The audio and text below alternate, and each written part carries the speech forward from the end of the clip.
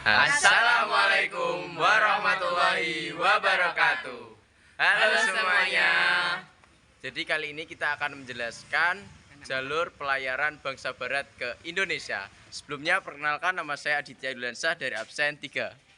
Perkenalkan, nama saya Zair Narayana Ryasena, absen 35. Perkenalkan, saya Adista Nata Praditya dari absen 2. Perkenalkan, nama saya Deva Hisran dari absen 15. Perkenalkan, nama saya Amelia Agustina Nabila dari absen 8. Dan saya Sakyana Matriwardoni absen 32.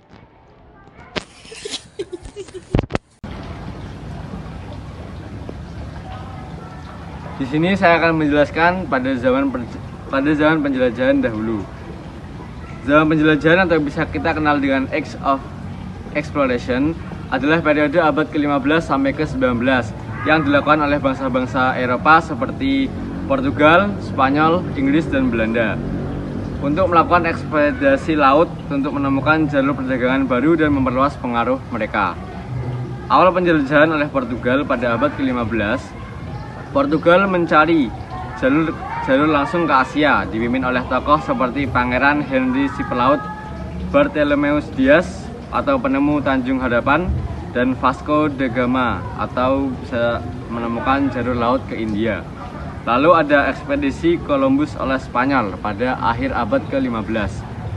Spanyol mencari jalur barat ke Asia dengan Christopher Columbus yang menemukan Amerika pada tahun 1492 dan Ferdinand Magellan yang pertama mengelilingi dunia pada tahun 1519 dan 1522. Lalu ada dominasi Portugis di Asia atau awal abad ke-16. Portugal menguasai perdagangan rempah-rempah di Asia dengan mendirikan pos-pos perdagangan di India, Malaka, dan Maluku. Lalu ada penjelajahan oleh Inggris dan Belanda pada abad ke-16 dan abad ke-17. Inggris dan Belanda berusaha mengalahkan Portugis, mendirikan perusahaan dagang seperti East India Company dan VOC dari Belanda. Lalu yang terakhir ada ekspansi dan kolonisasi dunia baru pada abad ke-17 hingga ke-18. Negara-negara Eropa, terutama Spanyol, Inggris, Prancis, dan Belanda, memperluas pengaruh di Amerika, Afrika, Karibia, serta memulai koloniasi. Zaman penjelajahan membuka jalur perdagangan global dan memicu era kolonialisme yang berdampak besar bagi sejarah dunia. Kedatangan bangsa barat ke Indonesia. Yang pertama diawali oleh bangsa Portugis. Kedatangan Portugis ke Indonesia dilandasi oleh keinginan untuk mencari rempah-rempah, memperluas jaringan perdagangan, bersaing dengan kekuatan Eropa lain, menyebarkan agama Katolik, serta memperoleh kekayaan. Yang pertama, mencari sumber rempah-rempah. Rempah-rempah dari Indonesia, terutama dari Maluku, sangat dicari-cari oleh bangsa Eropa. Portugis ingin menguasai sumbernya langsung agar dapat mendominasi pasar dan mengeliminasi peran pedagang Arab dan Venesia. Yang kedua, menguasai jalur perdagangan.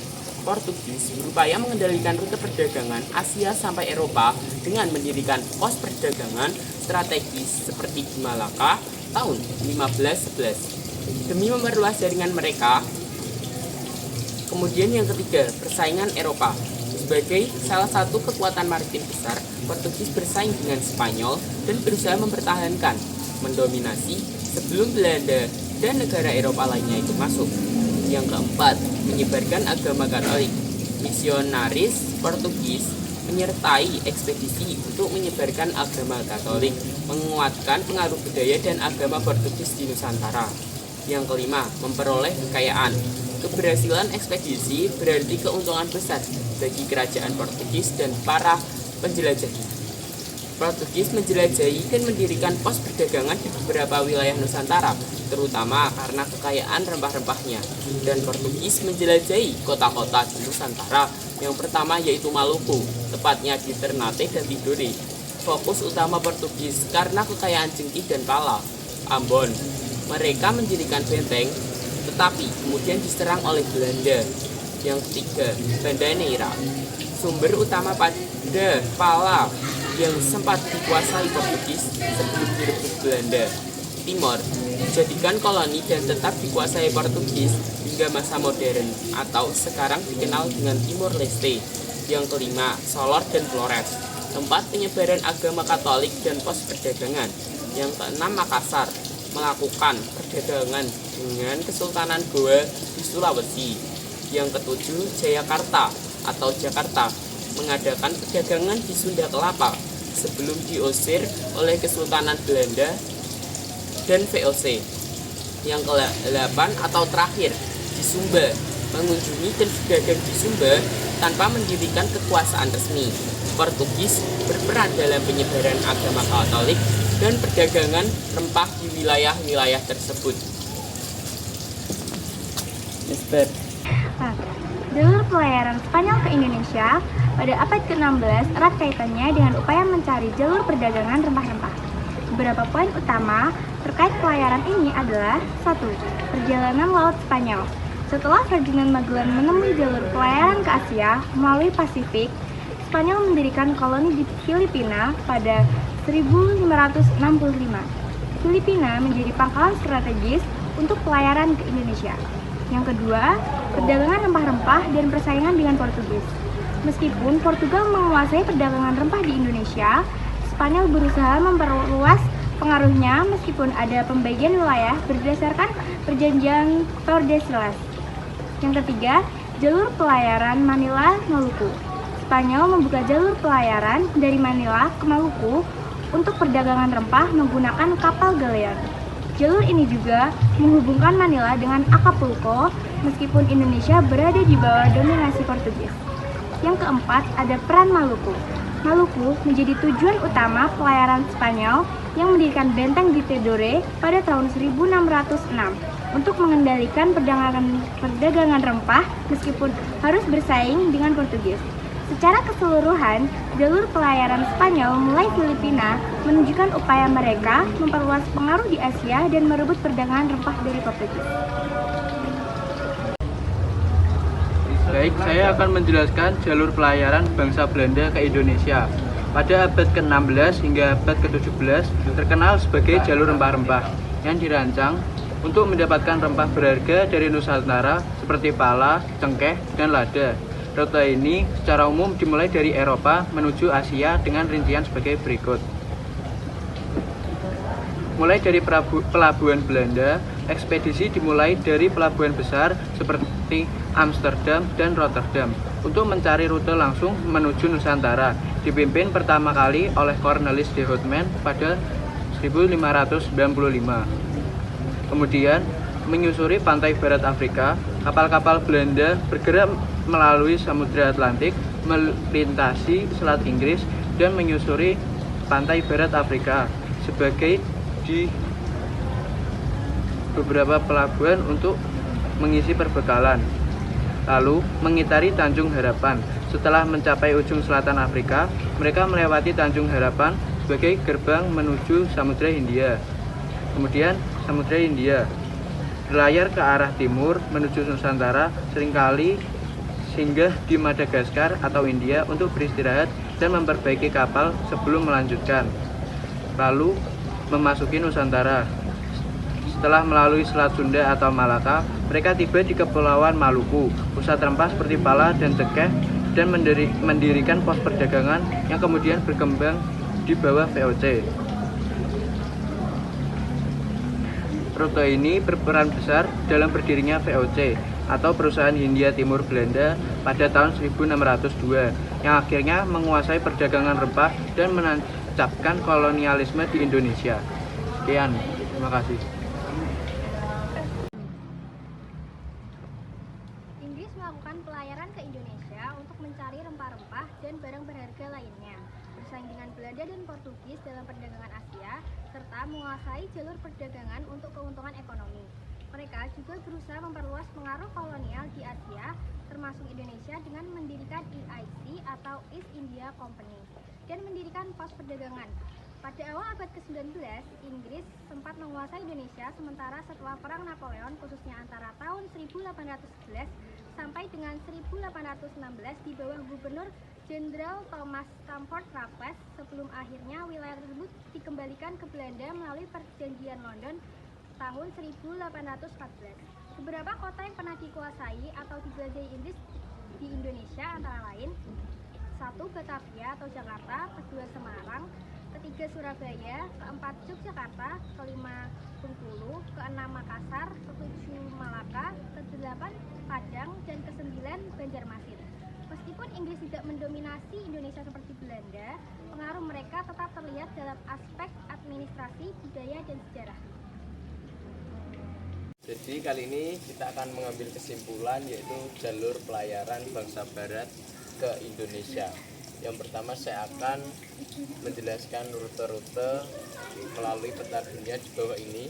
Yang pertama yaitu ada di sini ada benang, ada 4 benang yang menandakan bahwa 4 negara tersebut mengikuti rute-rute menuju ke Indonesia. Yang pertama ada benang berwarna orange yaitu jalur pelayaran bangsa Spanyol. Jadi jalur pelayaran bangsa Spanyol ini diawali dari Spanyol, kemudian menuju ke Samudra Atlantik, kemudian ke sini menuju ke Selat Magellan dan di Samudra Pasifik, kemudian menuju Filipina. Selanjutnya ada benang berwarna biru. Benang berwarna biru ini benang Belanda dari negara atau bangsa Belanda. Dan dimulai dari Belanda, kemudian menuju ke Tanjung Harapan, kemudian menuju Banten, atau sudah sampai pada Nusantara. Selanjutnya ada benang berwarna hijau atau Portugis.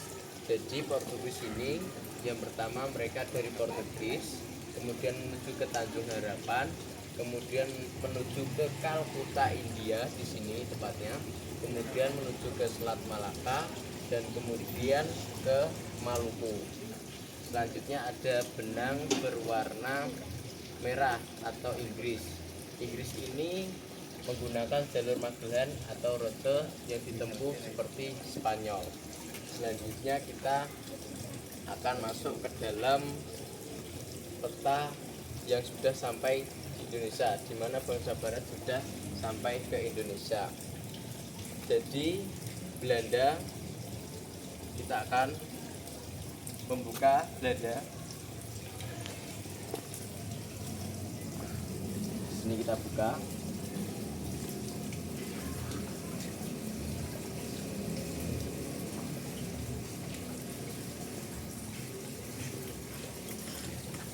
Jadi Belanda daerah Indonesia yang pernah dijelajahinya yaitu yang pertama ada Jakarta, kemudian ada Ternate Tidore, ada Manado, Makassar, Ambon, Banjarmasin, Surabaya, Padang, Semarang, dan Palembang.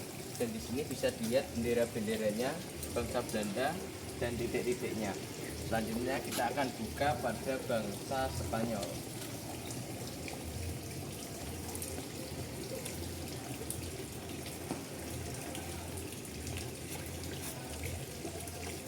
Daerah di Indonesia yang pernah dijelajahi oleh bangsa Spanyol yaitu ada Tidore, kemudian Buton, Banda Neira, Ambon, Ternate, dan Manado.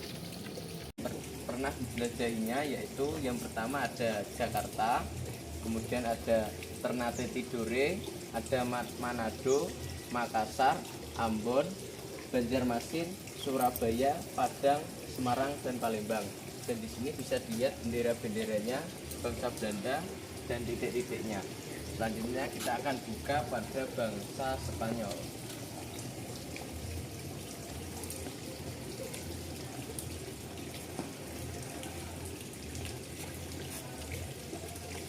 Daerah di Indonesia yang pernah dijelajahi oleh bangsa Spanyol yaitu ada Tidore, kemudian Buton, Banda Neira, Ambon, Ternate, dan Manado. Dan di sini bisa dilihat titik-titiknya melalui bendera bangsa Spanyol. Selanjutnya bangsa Portugis, kita akan membuka.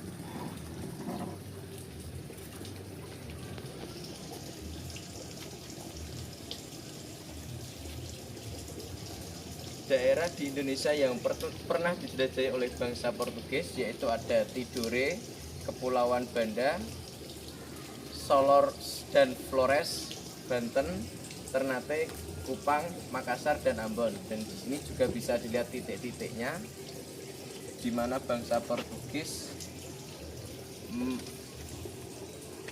berlayar di Indonesia.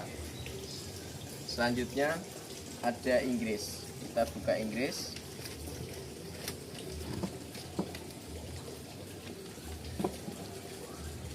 Di daerah Indonesia yang pernah dijelajahi oleh bangsa Inggris yaitu ada Jakarta, Kepulauan Banda, Ternate dan Tidore, Bengkulu, Pulau Belitung, Padang, Banten, dan Ambon. Selanjutnya saya akan menjelaskan Belanda dengan nama penjelajah Cornelis de Houtman membawa 240 kantong lada, 45 ton pala. Selanjutnya ada bangsa Inggris dengan nama penjelajah Vasco da Gama membawa pala, cengkeh, kayu manis, jahe, dan merica. Selanjutnya ada Inggris dengan nama penjelajah Franz Drake dengan rempah-rempah yang dibawa yaitu lada, kayu manis, jahe, pala, fuli, dan cengkeh. Dan kemudian ada bangsa Spanyol dengan nama penjelajah Ferdinand Magellan dengan yang dibawa yaitu cengkeh, pala, kayu manis, kapulaga, jahe, lada, dan kunyit. Sekian kesimpulan yang dapat saya sampaikan. Terima kasih. Wassalamualaikum warahmatullahi wabarakatuh.